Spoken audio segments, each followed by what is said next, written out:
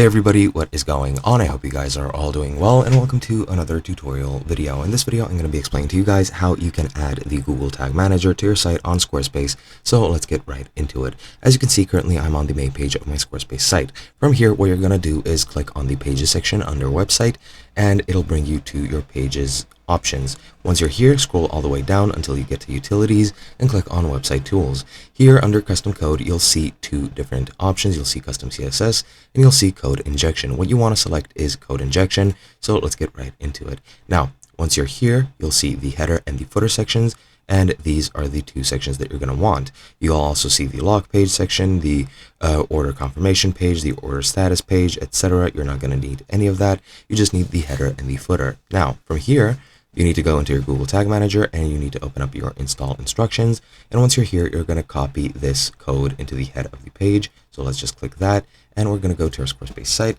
click here and paste it under the header section. Then go back, copy the second code, which needs to go into your body tag, and this is going to be placed in your footer section. And once you have that, then you're going to click save. And then once you get that, you're going to copy your page URL. Then go back here, and as you can see, you can test your website. So just like this, www.whatever your URL is, .squarespace.com, and then you can click test. And once this is tested, this tag wasn't detected, so let me just delete the www. And once it loads, it should get the tag.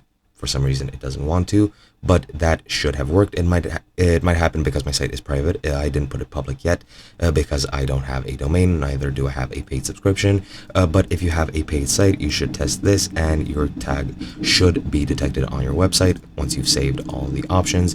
But yeah, as you can see, everything has been done as it should be.